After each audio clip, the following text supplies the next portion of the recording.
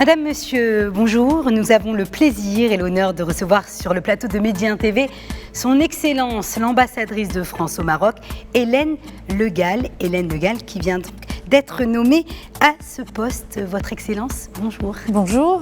Merci d'avoir accepté de venir sur le plateau de Média 1 TV. C'est un honneur. Je suis ravie d'être avec vous ce soir. Alors, Jacques Chirac nous a quittés ce jeudi 26 septembre. L'ancien président français, on le sait, avait une popularité exceptionnelle auprès des Français, une popularité qui allait bien au-delà des frontières de l'Hexagone. Jacques Chirac était un ami du Maroc où il a souvent séjourné.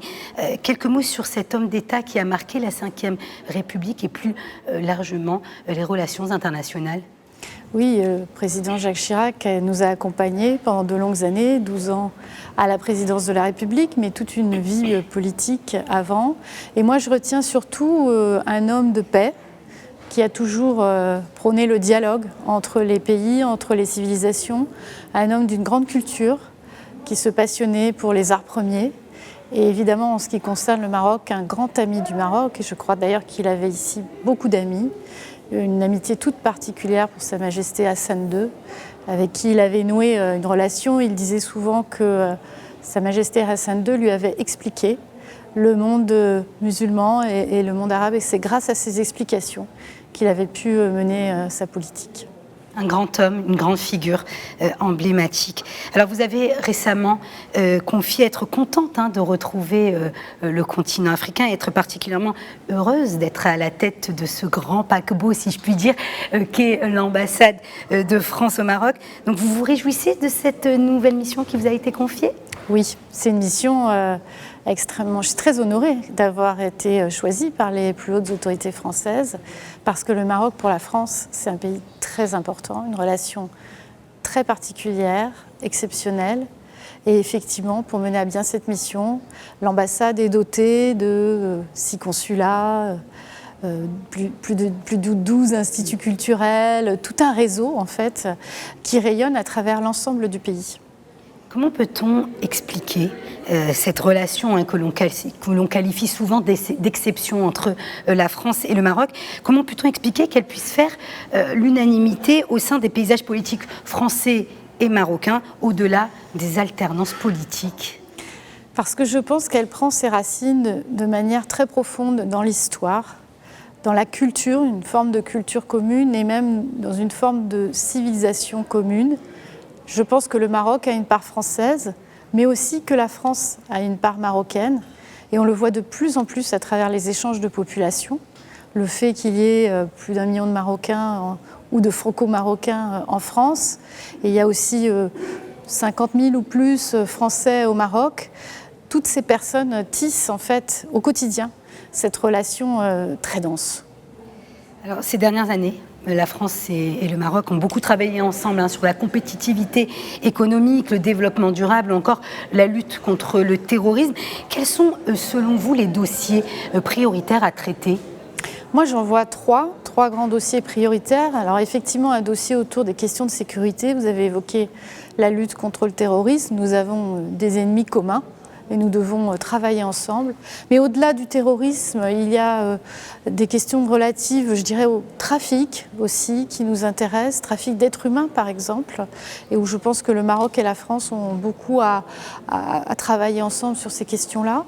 Deuxième dossier, c'est le dossier du rayonnement culturel de cette langue, le français, qui est parlé aussi au Maroc de manière très large, les échanges culturels. Et le troisième, vous l'avez dit, c'est les dossiers économiques, les dossiers de développement, accompagner le Maroc dans son émergence à travers les outils dont nous disposons et en incitant les partenaires privés, les entreprises françaises à venir aussi au Maroc. Venir investir au Maroc. Donc les échanges commerciaux entre la France et le Maroc sont très dynamiques. Le Maroc est le premier partenaire commercial de la France en Afrique. La France est le premier investisseur étranger au Maroc. De nombreux projets de partenariat ont été réalisés. On l'a dit, au cœur de ce partenariat, El Bouraq, le TGV, le LGV, une prouesse technologique, puisqu'il s'agit en plus de la première ligne à grande vitesse du continent africain.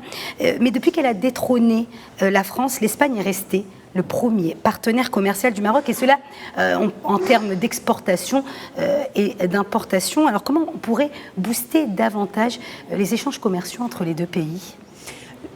La France est très présente au Maroc et notamment à travers ses très grandes entreprises. Sur le CAC 40, les 40 plus grosses entreprises, 32 sont au Maroc. Vous avez cité des projets emblématiques comme le TGV et les véhicules aussi, les grandes compagnies françaises, les constructeurs automobiles. Pour booster les échanges, je crois qu'il faut qu'il y ait aussi des PME. Il y en a déjà, bien sûr, mais qu'il y en ait plus qui viennent au Maroc, soit autour des écosystèmes qui se sont créés dans le secteur automobile ou dans le secteur aéronautique, par exemple, ou soit de manière individuelle, pour nourrir les échanges et les rendre encore plus fructueux. Alors, parlons aussi d'un autre aspect prioritaire et fondamental dans la coopération entre la France et le Maroc, la gestion du flux migratoire. Quand je parle de la France, je parle de manière plus globale aussi de l'Union européenne. Comment on peut renforcer cette coopération, mais surtout lui donner, si je puis dire, une dimension plus humaniste ? Je crois qu'avec le Maroc, nous pourrons travailler sur cette question parce que le Maroc, aujourd'hui, c'est à la fois un pays d'où partent un certain nombre de personnes de manière illégale pour venir vers l'Europe, mais c'est aussi un pays qui reçoit des migrants qui viennent d'Afrique subsaharienne. Et donc, le Maroc connaît toutes les réalités, toutes les facettes de cette question. Il faut aborder... Puis le Maroc a adopté aussi une politique migratoire. Exactement. Il y a 5 ans. Et je crois qu'il faut adopter cette question de manière partenariale, en travaillant ensemble, en voyant comment on peut démanteler ceux qui profitent de la misère humaine pour faire des trafics. Et je crois que c'est par un partenariat vraiment quotidien qu'on peut travailler sur cette question migratoire ensemble. Un partenariat aussi dans le domaine sécuritaire, c'est un axe aussi majeur de la coopération des deux pays. La région sahélo-saharienne connaît la présence de groupes terroristes. De nombreux observateurs le disent. Le plan marocain d'autonomie est à même de garantir la stabilité et la sécurité régionale, un plan qui permettrait aussi de relancer la coopération maghrébine. Qu'est-ce que vous en pensez ? Alors, il y a plusieurs aspects dans votre question. Sur la question du terrorisme dans la région sahélienne, vous savez que la France fait beaucoup, notamment à travers une opération militaire qui a été lancée il y a déjà maintenant 6 ans. Et le Maroc participe à toutes les discussions sur la stabilisation de cette zone qui va de la Mauritanie au Tchad. Et c'est un partenaire très important parce que c'est un partenaire qui a des relations avec chacun des pays. Et nous continuerons à la fois sur le plan militaire mais aussi sur le plan du développement à faire en sorte que cette région se stabilise. Ensuite, vous avez abordé un autre sujet mais qui est lié, qui est la question du Sahara. Vous savez quelle est notre position. Il y a un cadre, ce sont les Nations Unies. Il y a une méthode, c'est le dialogue.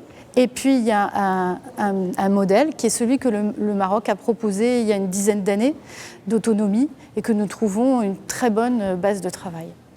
Le Maroc attire toujours toujours plus de touristes français. De nombreux Marocains aiment aussi passer leurs vacances en France. Les visas Schengen les plus demandés par les Marocains sont ceux du trio France, Italie, Espagne. Certains Marocains ont été confrontés, il faut le dire, à une...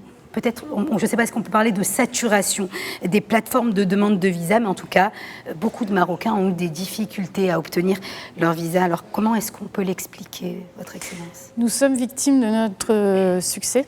Et il y a de plus en plus de Marocains qui, soit pour tout simplement des raisons de passer des vacances, ou bien pour des raisons professionnelles ou pour étudier, demandent des visas. Et il y a des phénomènes de saturation à certaines périodes de l'année, comme l'été. Et tous les consulats européens sont concernés. Donc ce n'est pas un durcissement pour l'octroi de visa. Est-ce qu'on peut voir ça comme un durcissement ? Ce n'est pas un durcissement puisqu'il y a de plus en plus de visas qui sont accordés chaque année. Donc on n'est pas dans un durcissement, on est simplement dans un phénomène, je dirais, de saturation des différents services qui s'occupent de recevoir les personnes. Nous essayons de faire au mieux, de bien recevoir les gens qui viennent soumettre des dossiers, d'avoir des procédures particulières pour certains types de visas. Je pense par exemple aux visas étudiants, pour permettre aux étudiants de ne pas rater la rentrée et donc d'avoir des formules plus rapides pour ceux qui ont des cas particuliers comme cela. C'est-à-dire de s'adapter au cas. Et il y aura cette année encore plus de 40 000 Marocains qui ont fait la rentrée scolaire dans les universités et les enseignements d'enseignement supérieur en France. Alors vous connaissez bien l'Afrique. Vos différentes fonctions vous ont d'ailleurs valu le titre de Madame Afrique. Alors l'Afrique, on le sait, c'est aussi une priorité de la diplomatie française. Quel regard vous portez aujourd'hui sur le développement de ce continent? Et est-ce que c'est important aussi pour vous d'en finir finalement avec la France-Afrique? Ah oui, complètement. Moi, ça a toujours été mon leitmotiv. Moi, je suis une afro-optimiste. Je crois fondamentalement au développement de ce continent, le continent africain. Et je pense d'ailleurs qu'il est bien parti dans cette direction. Et je suis tout à fait opposée à ce qu'on a pu appeler la France-Afrique, qui étaient des relations un petit peu, on va dire, peu transparentes entre la France et certains acteurs africains. Moi, je suis pour la transparence et je crois que c'est ce que fait le président de la République, Emmanuel Macron, qui met vraiment l'Afrique au cœur de ses priorités en matière de politique étrangère et qui va sur le continent et qui rencontre les Africains de toutes sortes, qu'ils soient les dirigeants politiques des pays, mais aussi les sociétés civiles qui sont très dynamiques. Alors, autre aspect de la coopération bilatérale, la colocalisation, elle n'est pas seulement industrielle, nous le savons, elle concerne aussi donc, le domaine de l'enseignement supérieur. Avec 22 établissements, le Maroc est le pays qui abrite l'un des réseaux les plus denses au monde de l'AEFE, qui est l'Agence pour l'enseignement français à l'étranger. On l'appelle communément la mission. Et pourtant, il semble que cette mission, justement, traverserait une certaine zone de turbulence. Les associations des parents d'élèves pointent notamment du doigt les frais de scolarité, la multiplication des contrats locaux. Est-ce qu'on peut parler de crise au sein de la mission française? Est-ce que comment la France aujourd'hui entend garder l'attractivité de ces écoles? Alors les écoles françaises, en fait, il y en a 44. Parce que l'homologation AEFE couvre 3 types d'établissements. Les établissements AEFE proprement dit, les établissements de l'OSUI et des partenaires privés, qui tous suivent le même programme et d'ailleurs ont tous les mêmes excellents résultats au bac. Donc en total, c'est 44 établissements et un nombre d'élèves qui augmente chaque année. Nous passons cette année à 44 000 jeunes Marocains qui sont dans ces établissements, avec des ouvertures de nouveaux établissements. Nous avons par exemple cette année pour la première fois un établissement du réseau français à Oujda, où il n'y avait pas jusqu'à présent d'établissement français. Nous allons continuer. Les établissements grossissent, d'autres se créent. Des partenaires privés ont envie de travailler avec nous. Et le président de la République nous a fixé pour objectif de doubler le nombre d'élèves dans le monde dans les établissements scolaires français. Donc nous allons essayer de nous y atteler aussi au Maroc. Merci Votre Excellence d'avoir accepté notre invitation et d'avoir répondu aux questions de Medi 1 TV. Je vous souhaite beaucoup de succès dans votre nouvelle mission et bon retour, bienvenue en Afrique, si je puis dire. Merci beaucoup. Merci à vous d'avoir suivi cet entretien avec Hélène Le Gall, ambassadrice de France au Maroc. Restez avec nous, l'information se poursuit sur notre antenne. Portez-vous bien.